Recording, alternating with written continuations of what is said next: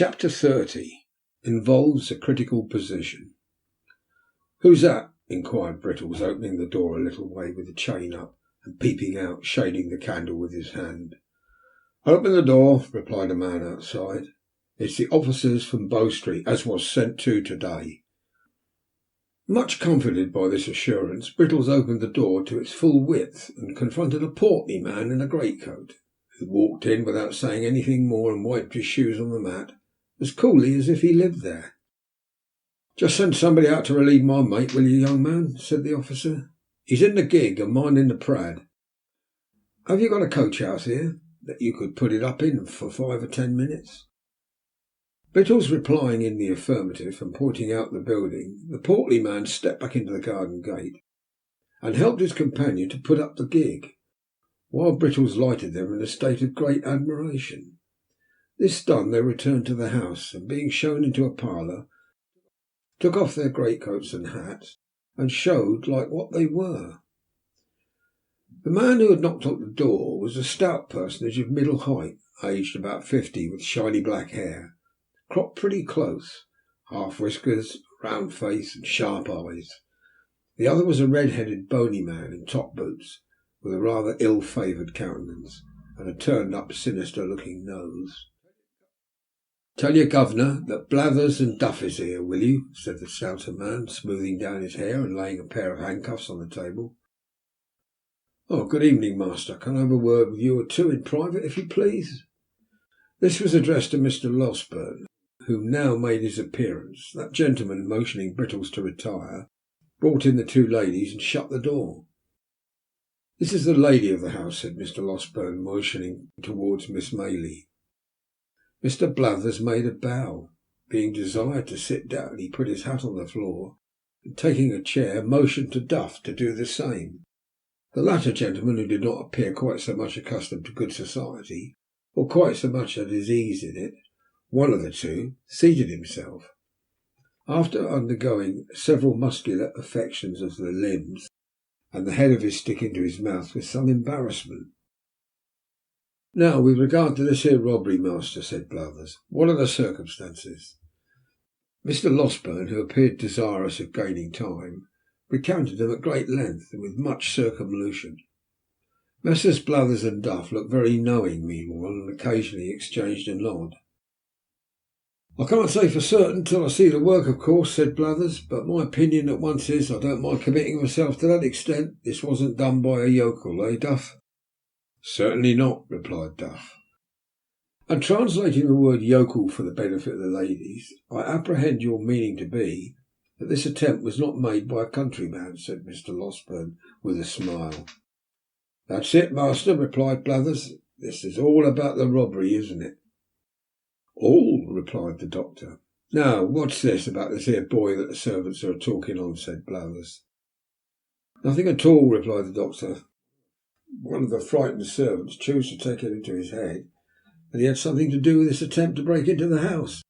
But it's nonsense, sheer absurdity." "Very easy disposed of, is it?" remarked Duff. "What he says is quite correct," observed Blathers, nodding his head in a confirmatory way and playing carelessly with the handcuffs as if they were a pair of castanets. "Who is the boy? What account does he give of himself? Where did he come from? He didn't drop out of the clouds, did he, master?"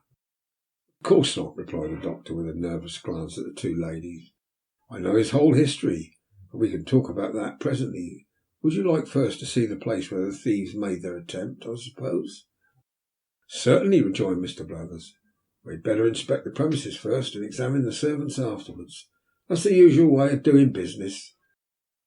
Lights were then procured, and Messrs. Blathers and Duff, attended by the native constable, Brittles, Giles, and everybody else in short, went into the little room at the end of the passage and looked out at the window, and afterwards went round by the way of the lawn and looked in at the window, and after that had a candle handed out to inspect the shutter with, and after that a lantern to trace the footsteps with, and after that a pitchfork to poke the bushes with. This done, amidst the breathless interest of all beholders, they came in again, and Mr. Giles and Brittles were put through a melodramatic representation of their share in the previous night's adventures, which they performed some 6 times over, contradicting each other in not more than one important respect, the first time and not more than a dozen the last. This consummation being arrived at, Blathers and Duff cleared the room and held a long council together, compared with which, for secrecy and solemnity, a consultation of great doctors on the knottiest point in medicine would be mere child's play. Meanwhile, the doctor walked up and down the next room in a very uneasy state, and Mrs. Maylie and Rose looked on with anxious faces. "Upon my word," he said, making a halt after a great number of very rapid turns, "I hardly know what to do." "Surely," said Rose, "the poor child's story, faithfully repeated to these men, will be sufficient to exonerate him." "I doubt it, my dear young lady," said the doctor, shaking his head. "I don't think it would exonerate him either with them or with the legal functionaries of a higher grade. What is he after all, they would say? A runaway? Judged by mere worldly considerations and probabilities, his story is a very doubtful one." "You believe it, surely?" interrupted Rose. "I believe it, strange as it is, and perhaps I may be an old fool for doing so," rejoined the doctor, "but I don't think it's exactly the tale for a practical police officer, nevertheless." "Why not?" demanded Rose. "Because, my pretty cross-examiner," replied the doctor, "because viewed with their eyes, and there are many ugly points about it, he can only prove the parts that look ill, and none of those that look well. Confound the fellows, they will have the why and the wherefore, and will take nothing for granted. On his own showing, you see, he has been a companion of thieves for some time past. He has been carried to a police officer on a charge of picking a gentleman's pocket. He has been taken away forcibly from that gentleman's house to a place which he cannot describe or point out, and of the situation which he has not the remotest idea. He is brought down to Chertsey by men who seem to have taken a violent fancy to him, whether he will or no, and is put through a window to rob a house, and then just at the very moment when he is going to alarm the inmates, and so do the very thing that would set him all to right, there rushes into the way a blundering dog of a half-bred butler and shoots him, as if on purpose to prevent his doing any good for himself. Do you see all of this?" "I see it, of course," replied Rose, smiling at the doctor's impetuosity, "but still I do not see anything in it to incriminate the poor child." "No," replied the doctor, "of course not. Bless the bright eyes of your sex. They never see, whether for good or bad, more than one side of any question, and that is always the one which first presents itself to them." Having given vent to this result of experience, the doctor put his hands into his pockets and walked up and down the room with an even greater rapidity than before. "The more I think of it," said the doctor, "the more I see that it will occasion endless trouble and difficulty if we put these men in possession of the boy's real story. I am certain it will not be believed, and even if they can do nothing to him in the end, still the dragging it forward and giving publicity to all the doubts that will be cast upon it must interfere materially with your benevolent plan of rescuing him from misery." "Oh, what is to be done?" cried Rose. "Dear, dear, why did they send for these people?" "Why, indeed?" exclaimed Mrs. Maylie. "I would not have had them here for the world." "All I know is," said Mr. Losberne at last, sitting down with a kind of desperate calmness, "that we must try and carry it off with a bold face. The object is a good one, and that must be our excuse. The boy has strong symptoms of fever upon him, and is in no condition to be talked to any more. That's one comfort. We must make the best of it, and if bad be the best, it's no fault of ours. Come in." "Well, master," said Blathers, entering the room, followed by his colleague, and making the door fast before he said any more, "this warn't a put-up thing." "And what the devil's a put-up thing?" demanded the doctor impatiently. "We call it a put-up robbery, lady," said Blathers, turning to them, as if he pitied their ignorance but had a contempt for the doctor's, "when the servants is in it." "Nobody suspected them in this case," said Mrs. Maylie. "Very likely not, ma'am," replied Blathers, "but they might have been in it for all that." "More likely on that wery account," said Duff. "We find it was a town hand," said Blathers, continuing his report, "for the style of work is first rate." "Very pretty indeed it is," remarked Duff in an undertone. "There was two of 'em in it," continued Blathers, "and they had a boy with 'em. That's plain from the size of the window. That's all to be said at present. We'll see this lad that you've got upstairs at once, if you please." "Perhaps they will take something to drink first, Mrs. Maylie," said the doctor, his face brightening as if some new thought had occurred to him. "Oh, to be sure," exclaimed Rose eagerly. "You shall have it immediately, if you will." "Why, thank you, miss," said Blathers, drawing his coat sleeve across his mouth. "It's dry work, this sort of duty. Anything that's handy, miss. Don't put yourself out on our way of our accounts." "What shall it be?" asked the doctor, following the young lady to the sideboard. "A little bit of a drop of spirits, master, if it's all the same," replied Blathers. "It's a cold ride from London, ma'am, and I always find that spirits comes home warmer to the feelings." This interesting communication was addressed to Mrs. Maylie, who received it very graciously. While it was being conveyed to her, the doctor slipped out of the room. "Ah," said Mr. Blathers, not holding his wine glass by the stem, but grasping the bottom between the thumb and forefinger of his left hand, placing it in front of his chest. "I've seen a good many pieces of business like this in my time, ladies." "The crack down in the Black Lane at Edmonton, Blathers," said Mr. Duff, insisting his colleague's memory. "That was something in this way, wasn't it?" rejoined Mr. Blathers. "That was done by Conky Chickweed, that was." "You always gave that to him," replied Duff. "It was the family pet, I tell you. Conky hadn't any more to do with it than I had." "Get out," retorted Mr. Blathers. "I know better. Do you mind that time when Conky was robbed of his money, though? What a start that was. Better than any novel book I ever see." "What was that?" inquired Rose, anxious to encourage any symptoms of good humour in the unwelcome visitors. "It was a robbery, miss, that hardly anybody would have been down upon," said Blathers. "This here Conky Chickweed." "Conky means nosy, ma'am," interposed Duff. "Of course the lady knows that, don't she?" demanded Mr. Blathers. "Always interrupting you are, partner. This here Conky Chickweed, miss, kept a public house over Battlebridge way. He had a cellar where a good many young lords went to see cockfighting and badger drawing and that, and a very intellectual manner the sport was conducted in, for I've seen 'em often. He weren't one of the family at that time, and one night he was robbed of 327 guineas in a canvas bag that was stole out of his bedroom in the dead of night by a tall man with a black patch over his eye, who had concealed himself under the bed, and after committing the robbery jumped slap out of the window, which is only a story high. He was very quick about it, but Conky was quick too, for he fired a blunderbuss after him and roused the neighbourhood. They set up a hue and cry directly, and when they came to look about them, they found that Conky had hit the robber, for there was traces of blood all the way to St. Palings a good distance off, and there they lost them. However, he had made it off with the blunt, and consequently the name of Mr. Chickweed, licensed whittler, appeared in the Gazette among other bankrupts, and all manner of benefits and subscriptions, and I don't know what all was got up for the poor man, who was in a very low state of mind about his loss, and went up and down the streets for 3 or 4 days, pulling his hair off in such a desperate manner that many people were afraid he might be going to make away with himself.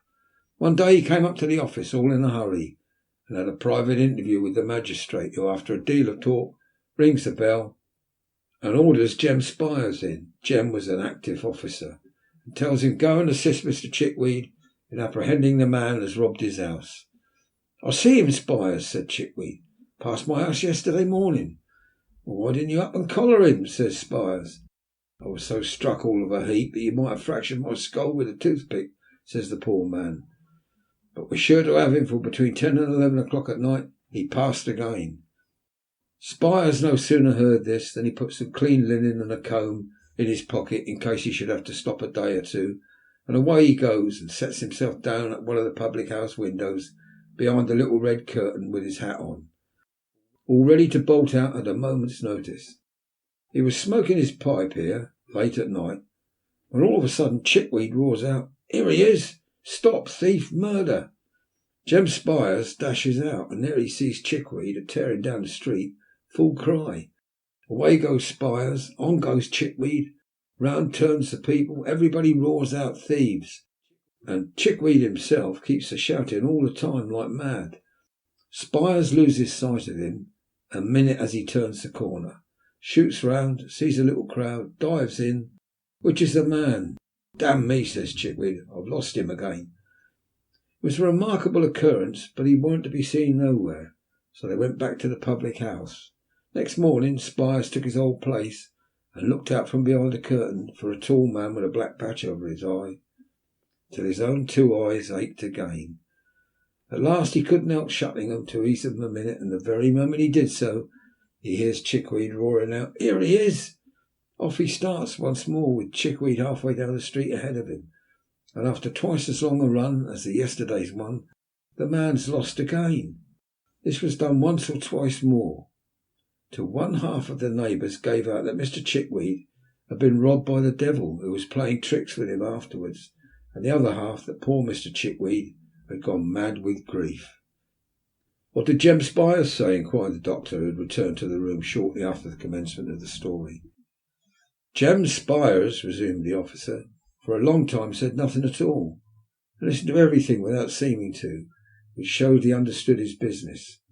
But one morning he walked into the bar and, taking out his snuff box, says, 'Chickweed, I've found out who done this here robbery.' 'Have you?' said Chickweed. 'Oh, my dear Spires, only let me have vengeance, and I shall die contented. Oh, my dear Spires, where is the villain?' 'Come,' said Spires, offering him a pinch of snuff. 'None of that gammon. You did it yourself.' So he had, and a good bit of money he'd made by it too, and nobody would ever have found out if he hadn't been so precious anxious to keep up appearances," said Mr. Blathers, putting down his wine glass and clinking the handcuffs together. "Very curious indeed," observed the doctor. "Now, if you please, you can walk upstairs." "If you please, sir," returned Mr. Blathers, following Mr. Losberne. The two officers ascended to Oliver's bedroom, Mr. Giles preceding the party with a lighted candle. Oliver had been dozing, but looked worse, and was more feverish than he had appeared yet. Being assisted by the doctor, he managed to sit up in bed for a minute or so, and looked at the strangers without at all understanding what was going forward. In fact, without seeming to recollect where he was, or what had been passing. "This," said Mr. Losberne, speaking softly, but with great vehemence notwithstanding, "this is the lad who, being accidentally wounded by a spring gun in some boyish trespass on Mr. What-do-you-call-him's grounds at the back here, comes to the house for assistance this morning, and is immediately laid hold of and maltreated by that ingenious gentleman with a candle in his hand, who has placed his life in considerable danger, as I can professionally certify." Messrs. Blathers and Duff looked at Mr. Giles as he was thus recommended to their notice. The bewildered butler gazed from them towards Oliver, and from Oliver towards Mr. Losberne, with a most ludicrous mixture of fear and perplexity. "You don't mean to deny that, I suppose?" said the doctor, laying Oliver gently down again. "It was all done for the best, sir," answered Giles. "I'm sure I thought it was the boy, or I wouldn't have meddled with him. I am not of an inhuman disposition, sir." "Thought it was what boy?" inquired the senior officer.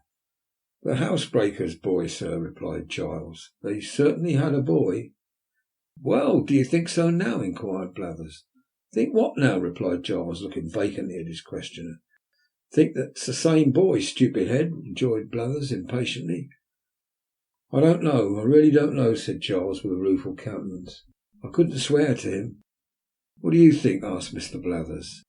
"I don't know what to think," replied poor Giles. "I don't think it is the boy. Indeed, I'm almost certain that it isn't. You know it can't be." "Has this man been a drinking, sir?" inquired Blathers, turning to the doctor. "What a precious muddle-headed chap you are," said Duff, addressing Mr. Giles with supreme contempt. Mr. Losberne had been feeling the patient's pulse during this short dialogue, but he now rose from the chair by the bedside and remarked that if the officers had any doubts upon the subject, they would perhaps like to step into the next room and have Brittles before them. Acting upon this suggestion, they adjourned to a neighbouring apartment, where Mr. Brittles, being called in, involved himself and his respected superior in such a wonderful maze of fresh contradictions and impossibilities as tended to throw no particular light on anything but the fact of his own strong mystification, except indeed his declarations that he shouldn't know the real boy if he were put before him that instant, that he had only taken Oliver to be he because Mr. Giles had said he was, and that Mr. Giles had 5 minutes previously admitted in the kitchen that he began to be very much afraid he had been a little too hasty.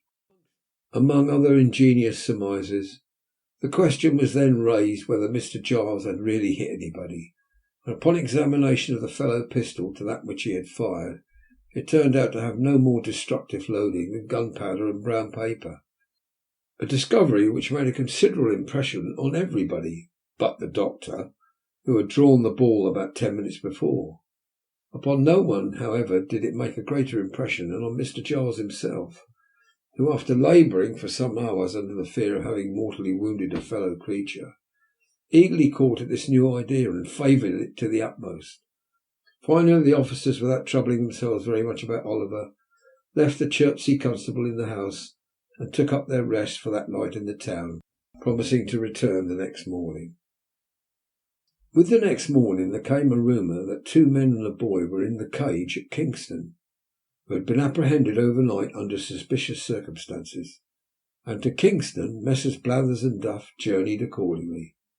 The suspicious circumstances, however, resolving themselves on investigation into the one fact that they had been discovered sleeping under a haystack. Although a great crime is only punishable by imprisonment, and is, in the merciful eye of the English law and its comprehensive love of all the king's subjects, held to be no satisfactory proof, in the absence of all other evidence, that the sleeper or sleepers had committed burglary accompanied with violence, and have therefore rendered themselves liable to the punishment of death. But Messrs. Blathers and Duff came back again as wise as they went. In short, after some more examination and a great deal more conversation, a neighbouring magistrate was readily induced to take the joint bail of Mrs. Maylie and Mr. Losberne for Oliver's appearance if he should ever be called upon, and Blathers and Duff, being rewarded with a couple of guineas, returned to town, which were divided opinions on the subject of their expedition, the latter gentleman, on a mature consideration of all the circumstances, inclining to the belief that the burglarious attempt had originated with the family pet, and the former being equally disposed to concede the full merit to the great Mr. Conkey Chickweed. Meanwhile, Oliver gradually throve and prospered under the united care of Mrs. Maylie, Rose, and the kind-hearted Mr. Losberne. If fervent prayers, gushing from hearts overcharged with gratitude, be heard in heaven, and if they be not, what prayers are, the blessings which the orphan child called down upon them sunk into their souls, diffusing peace and happiness.